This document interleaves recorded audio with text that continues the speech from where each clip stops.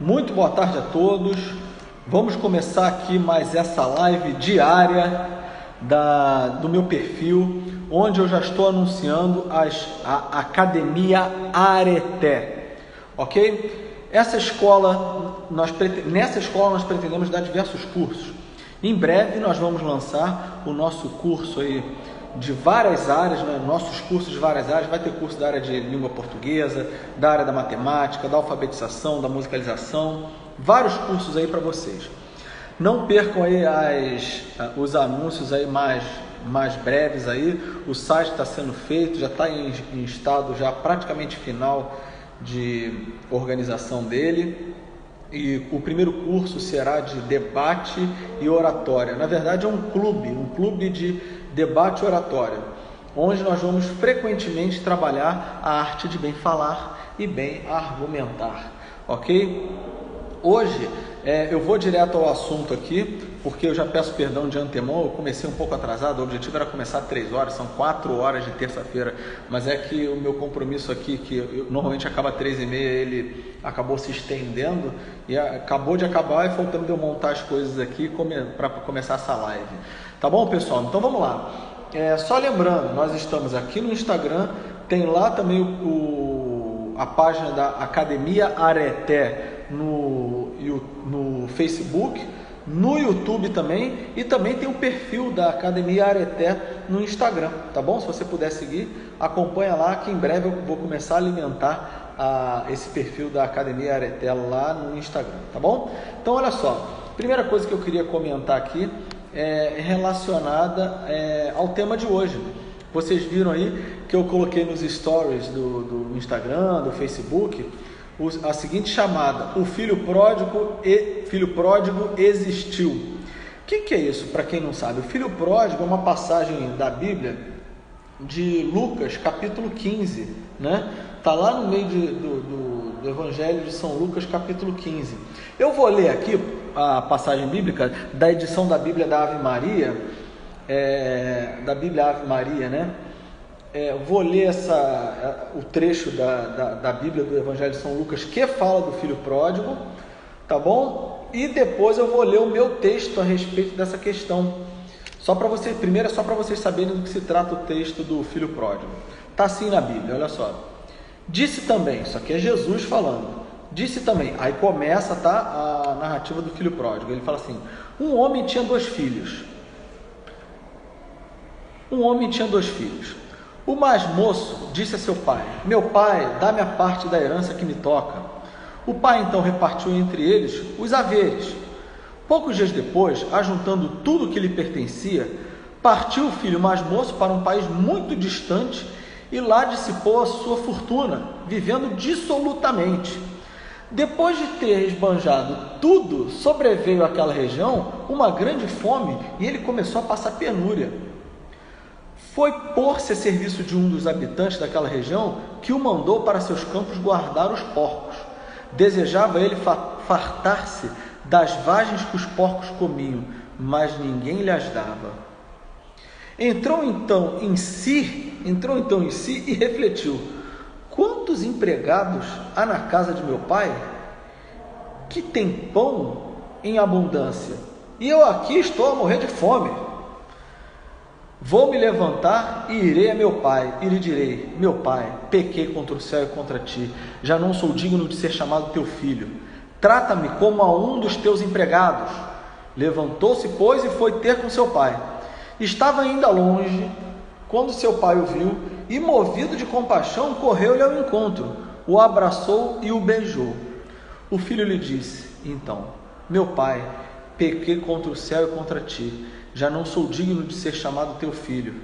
Mas o pai falou aos servos: trazei-me depressa a melhor veste e vestilha, e ponde-lhe um anel no dedo e calçados nos pés.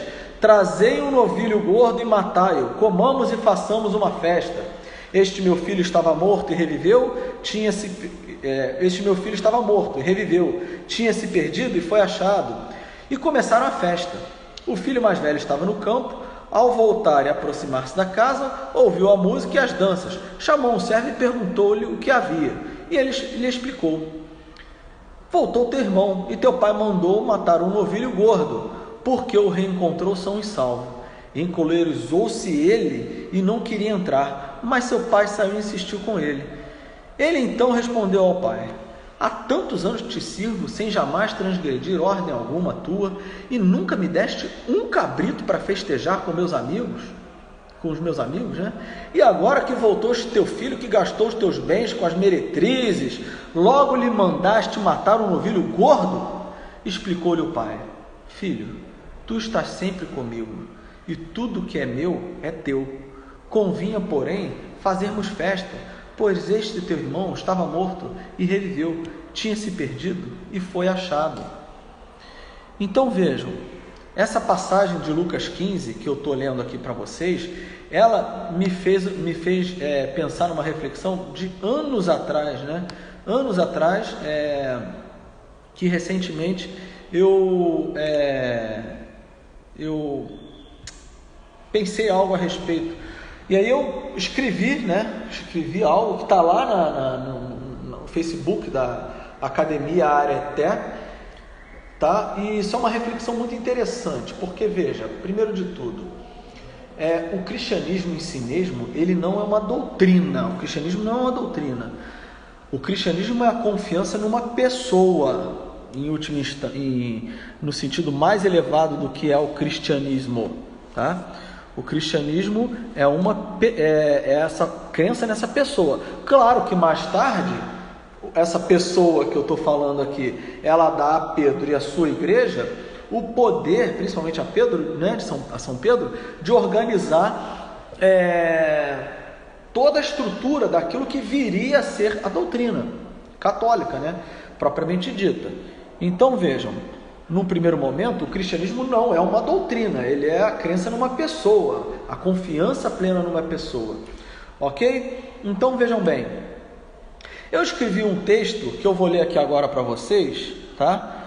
Que é uma reflexão sobre isso, sobre essa passagem, sobre essa questão do cristianismo ser uma crença numa pessoa específica. Aí eu vou falar porque eu cito aqui nesse texto a questão do filho pródigo. Por que eu cito essa questão do filho pródigo? Lá pelas tantas, durante a faculdade, quer dizer, melhor eu ler o texto que vocês vão entender o que eu quero dizer com isso daqui, tá bom? Então vamos lá.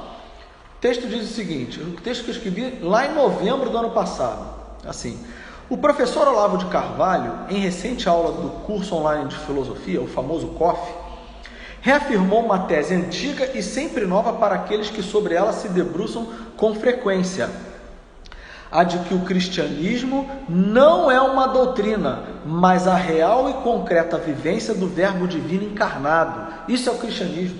Vou repetir: a real e concreta vivência do Verbo Divino encarnado. De fato, Deus, pelo poder da palavra, que é a segunda pessoa da Santíssima Trindade, essa palavra é a segunda pessoa da Santíssima Trindade, eu coloco no texto, faz todas as coisas, permitindo que elas realmente sejam, ou seja, Deus cria as coisas pelo poder da palavra, e a partir do momento que Ele, que é Deus, fala, ou seja, essa palavra divina, a coisa é imediatamente, porque Deus, Ele é, não é assim que Ele se revela, até lá no livro do Êxodo, quando Abraão pergunta, mas afinal, qual é o seu nome, para eu poder falar lá para o povo lá no Egito que eu tenho que libertar? E aí Deus fala, eu sou aquele que sou, né? É interessante que essa passagem, só para vocês memorizarem aí, ela está no livro do Êxodo, aí é só lembrar o número pi da matemática, né? Pi é o que? 3,14. Então, livro do Êxodo, qual capítulo? 3. Qual versículo? 14. Se você for procurar no livro do Êxodo, do pi, né, 3,14, você vai encontrar lá, capítulo 3, versículo 14, Deus falando o seu nome, eu sou aquele que sou. Eu vou voltar nesse assunto mais lá na frente, principalmente nas lives sobre a história da filosofia. Quando nós falarmos lá de São Tomás, vai ficar bem claro essa passagem, muito interessante, não percam isso lá na frente. Isso eu acho que é a sumidade assim, da filosofia, para vocês terem uma ideia. Agora, então, a segunda pessoa da Santíssima Trindade faz todas as coisas, permitindo que elas realmente sejam. Aí eu continuo o texto. Ora, numa conversa com a minha esposa, Mariana Braga, nestas meditações que temos a dois, na forma de conversa informal, compreendi algo fundamental nisso. Assim, um entendimento pleno desta verdade penetrou o meu ser neste momento. Entendi que, pelo fato de Cristo ser a palavra de Deus, tudo que ele verbaliza é, já que ele mesmo é.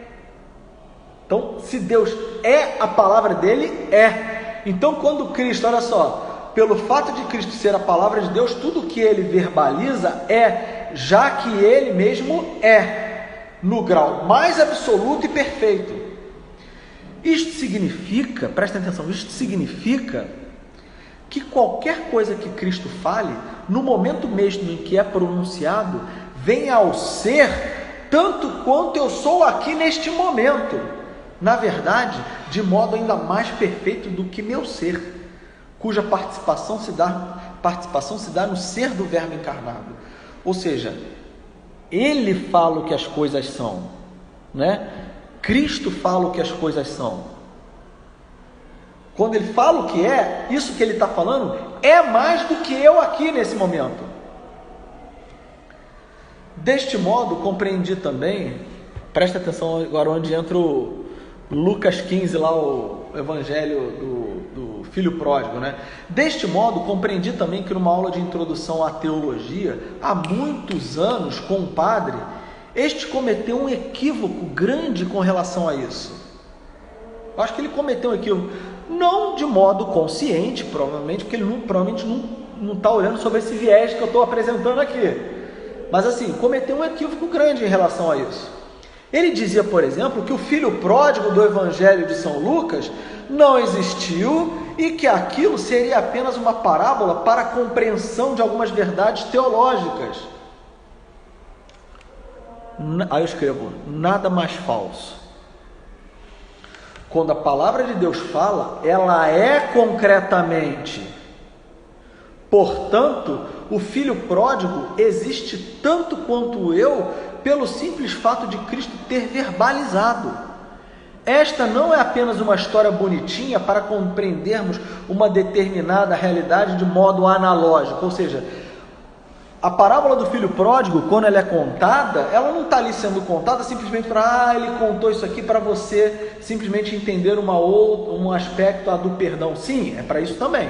Como eu escrevo aqui, olha, ela não é apenas uma história bonitinha para que compreendamos uma determinada realidade de modo analógico, como um mito platônico que servia para complementar aquilo que de maneira dialética o filósofo da academia não conseguia explicar. Queria dar um oi para minha esposa que acabou de chegar aí na live. Beijo para você. Tá? Tô com saudade de você aí. Tô aqui trabalhando no Rio, fazendo a live nesse momento. Te amo, tá? Você e nossos pequenininhos aí. Então é o seguinte. Então, voltando aqui ao texto. Esta não é apenas uma história bonitinha para que compreendamos uma determinada realidade de modo analógico, como o mito platônico que servia para complementar aquilo que de maneira dialética o filósofo da academia não conseguia explicar. Eu vou falar isso mais à frente aí. Essa semana provavelmente já começa a falar de Platão, nas lives de 10h30 da noite, e aí nessas lives de 10h30 da noite eu vou falar sobre essa função do mito, que é o quê? É tentar complementar aquilo que a razão não conseguia, segundo Platão. Então, Cristo não está simplesmente só falando isso, ele está falando isso também, mas ele está falando algo mais. Repito, eu falo aqui então, repito, o filho pródigo existe. Só quem compreende esta verdade profunda se torna capaz de penetrar na essência da realidade. Repito, quem compreende isso é que penetra na essência da realidade. Que o filho pródigo existe, porque aquilo que Cristo fala é, de fato. Ok? E aí eu termino falando, obrigado por nos oferecer esse esquinhão, professor Olavo. Termino aqui o meu texto. Então vejam, aquilo que o verbo divino fala, por ele ser absoluto, é mais do que eu sou aqui, nesse sentido. Eu posso até melhorar aqui, que eu já falei, mas posso melhorar ainda mais do que eu escrevi. Ele é mais do que eu, porque é o poder da palavra divina, e o poder da palavra divina é. E aí eu gostaria de recomendar, já que a minha esposa está aí, uma série que nós estamos vendo lá, acho que sai hoje um novo episódio, né? Ela pode até me confirmar aí, uma série chamada The Chosen.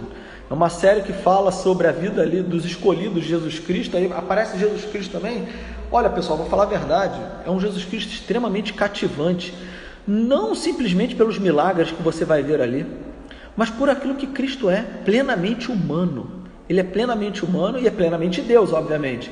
Mas é um Cristo que você vê assim, caramba, cara. Eles expandem algumas histórias assim, né? Algumas histórias do São Mateus, que sob certo aspecto tem autismo, vocês vão ver. Olha, minha esposa está falando aqui, olha, hoje à noite, episódio 4 da segunda temporada, né? Eles lançam hoje aí, tá? Mas eu estou falando isso por quê? Porque essa série é muito legal, que vai fazer você ver a vida de Cristo, né? A vida dos escolhidos de Cristo ali, né? E numa situação extremamente normal, não é aquele Jesus, que veio lá das nuvens, das montanhas, não, um Cristo, olha só, que faz você meditar o seguinte, olha, se eu tivesse tido contato com esse homem, eu teria me convertido de fato? De tão humano que ele é ali, mas ele é tão humano que ao mesmo tempo você vê que existe algo que extrapola essa humanidade ali também nele. E é isso a pergunta que a gente se faz, né? Eu e minha esposa, a gente se faz essa pergunta com certa constância, né? É muito humano, mas é isso, é porque ele é plenamente humano mesmo. Ele é plenamente humano mesmo. É claro que a série fala lá dos milagres, das curas, né? Isso tudo a série apresenta de uma maneira muito interessante também. Mas esse aspecto humano, nossa, é sensacional, é muito bacana. Então recomendo isso aí para vocês. Bom, pessoal, desculpe então ter começado a live um pouco mais tarde hoje, tá bom? Era 3h30, mas eu não consegui começar 3h30, por conta do meu compromisso aqui, que ele se estendeu um pouco. E amanhã eu volto com a história da filosofia, ok? Amanhã eu vou continuar o Sócrates e eu diria para vocês, não percam a live especificamente de amanhã, porque ela é fundamental para entender como a filosofia tem o seu peso, a sua densidade toda. Então, repetindo, não percam a live de amanhã para você entender o que é um filósofo de fato, na pessoa de Sócrates, que eu vou falar amanhã.